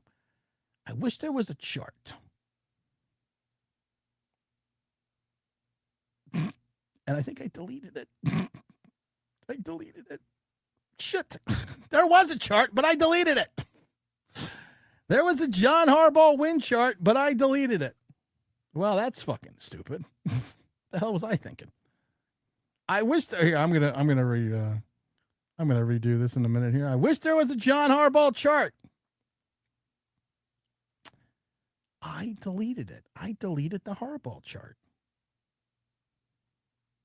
See, the problem is I have so many projects going on, and I have so many files on the screen that a lot of times I got to clear the screen just so I can see what I'm doing. And evidently, I deleted the Harbaugh chart. Why would I do that? Why? Tell me why ain't nothing but a heartache. Tell me why ain't nothing but a mistake. I want it that way. You are. Sorry. Sorry. It was a Backstreet Boys moment. I can't believe I deleted the Harbaugh chart. Well, I deleted it, but it would have been a great chart, and you would have loved it. And for people that haven't seen it before, you would have been amazed by it. I got to find out if I truly deleted it. I don't think I would have deleted it. I don't remember if I did or I didn't. Ain't nothing but a mistake. I want it that way. I deleted it. All right. Well, I deleted the Harbaugh chart. And it was a great chart. And it showed that John Harbaugh was going to win the Super Bowl in year 5. So for those that saw it, you could just tell people how wonderful it was. I don't remember this. What is this one with Judy Bautista? See, there were things that I put out here that I'm like, I should play that. And I didn't, and I don't play these things. There's the Sean Salisbury thing.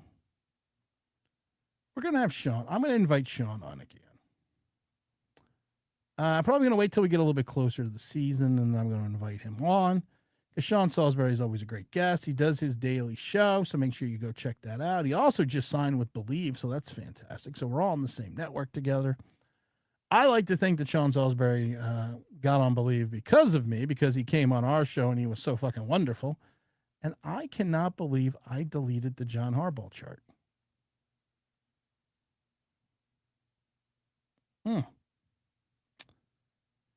Well, stupid is as stupid does, Mrs. Blue. I'm going to have to recreate that chart. What is this Judy Bautista thing? There's a short there. Let's watch this short real quick. Video file. Where is it?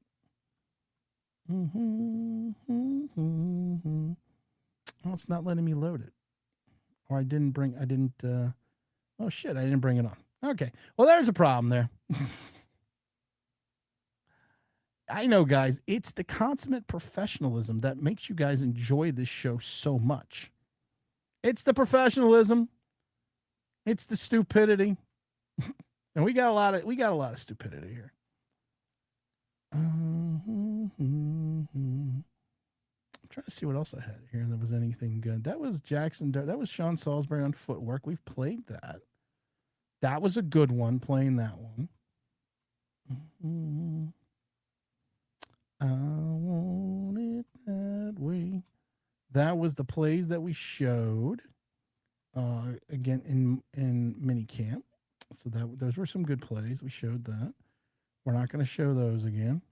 Oops. Here we go. I don't know what training camp reality is with Judy Bautista. Huh. I'm the only idiot that has like guests on. I don't remember what we talked about. Open that. Let's open that.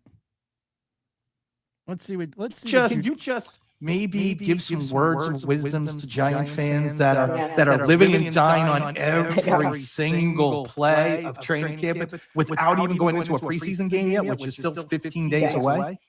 Yeah, I would say deep breaths. Like, first of all, when we're taping this, it's still July. I mean, it's really early. And you're right, the first 2 days, the first day of training camp, it was, whoa, the offense looks great. And dark, nothing hit the ground. Everything was so sharp. And then day 2 was, oh my God, the offense is the best because the defense was killing them. The pass rush was great. That's how training camp goes. Don't forget, first of all, coaches sometimes set things up to have that be that way in a specific day, right? Like they're like, we need to challenge the offense and see how they can handle this. they're purposely doing that. Also, if the defense has a bad day, you better believe those defensive players are like, wait a minute, like we got to take it to them. So this means nothing. It means nothing.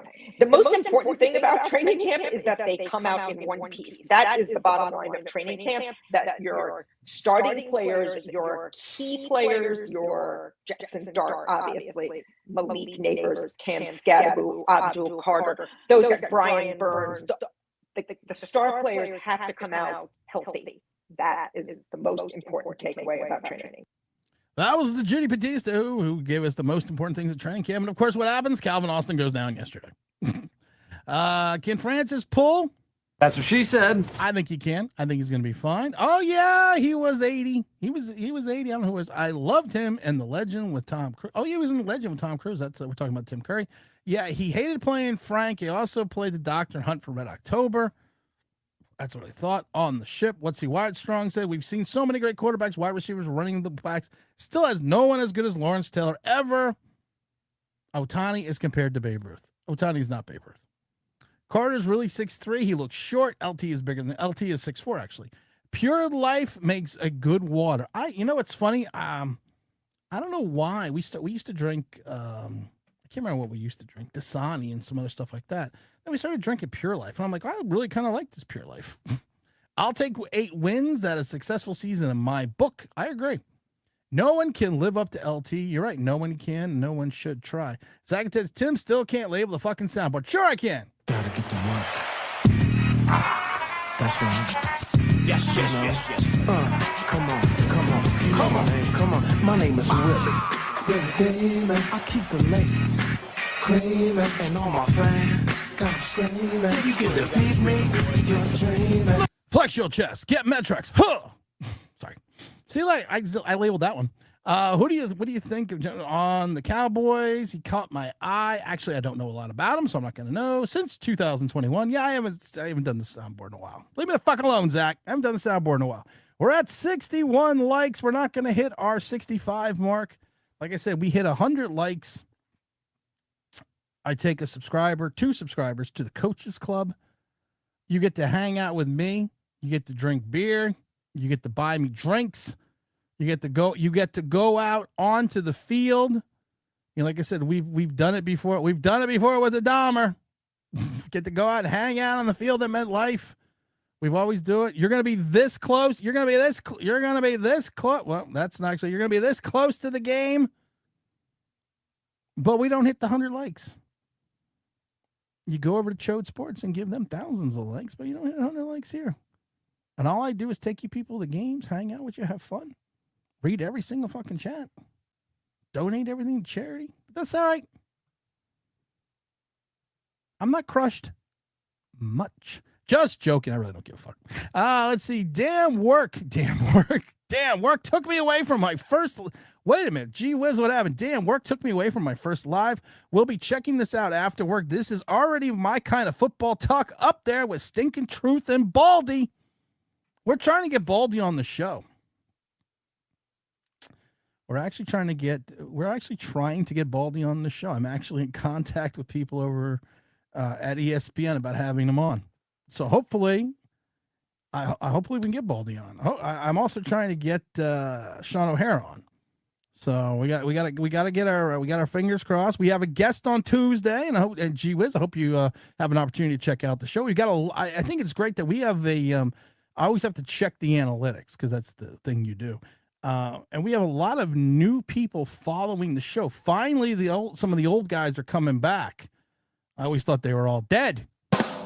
But we're finally starting to get some of our regulars back. But we have a good crew of new people that are coming in. And gee whiz, I'm excited.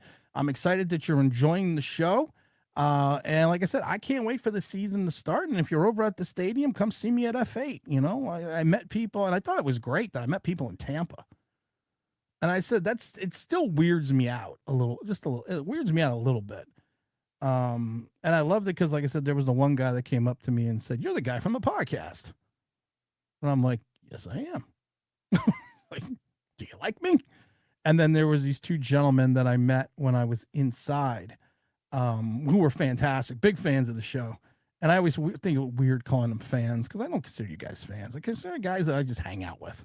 But they loved the. I'll just rephrase. They loved the show, and I literally spent a good 15 minutes talking to them, just about. It's funny, just about everything Giants, and they had questions in regards to the show itself, which I thought was fantastic as well. So it's always fun to meet everyone, and so I always tell people, and it's like with WK and other people.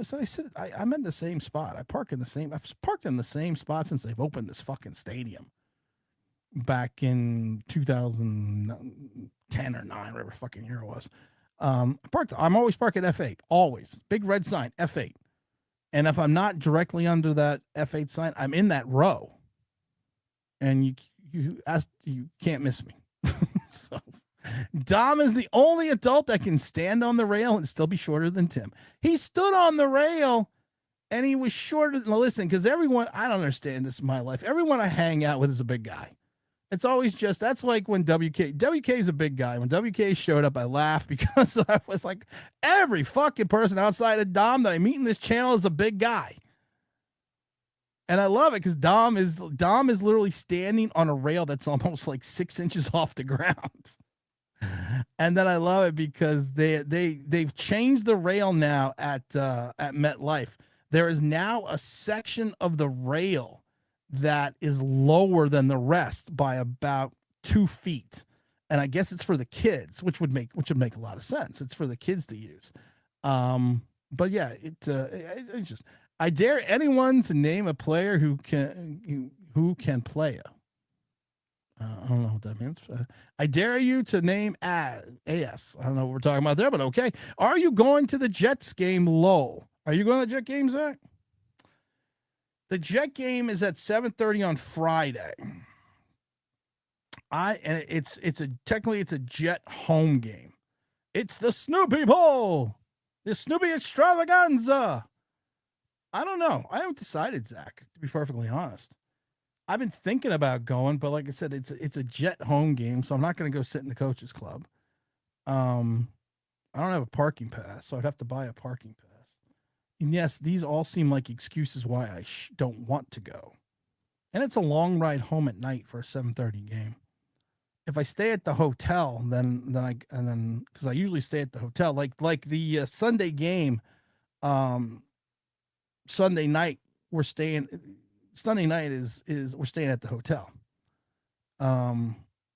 So I mean it's Sunday night we're staying at the hotel, and we're actually meeting some people from the show. Big Mike is going to be there. I think James is going to be there. So we're all meeting at this hotel, and it's not one of the hotels next to the stadium because those are kind of dingy, and I don't like the hotels, and they got bed bugs and shit. So we kind of go. This hotel's like 25-30 minutes away from the stadium, which is nice because it's in the middle of nowhere. It's a gorgeous hotel. You guys, Big L, they got a fucking fantastic bar. And they used to have these this cauliflower appetizer, which I loved, but now they have these buffalo wings that are fantastic. So we're all going to meet up at the hotel. We're all going to hang out. And then we're all going to run over at F8 and see what's going to go and see what's going to go on from there. Well, yeah, because I'm almost 6'1", and I'm almost 6'1", and I'm 220, 235 right now. I'm trying to lose about 15 pounds because my knee has been so fucked up I can't do anything. But now that I try to stay away from I'm staying away from the like the pain pills. So because that puts on all this weight. So I'm already down 7 pounds. I'm already down, WK, 7 pounds since last time I saw you. So yeah, so I'm 6'1", 235. So, but you're a big guy. You're WK. You're a big dude. You're a big guy. You're a big guy as well. And that's why I love you, man. Because I was like, shit. See, he's gonna fit right into the group because he's another big guy. Where is the coaches club? The coaches club is behind the bench of the New York Football Giants. It's section I think 13, 14, and 15. It's right in the center there. It's right on the 50. So, and then it's literally, like I said, you literally go out into the field. James and I love taking, like I said, I love people. I mean, the guy that's in the one picture with Dom and Big L, It was actually his first NFL game.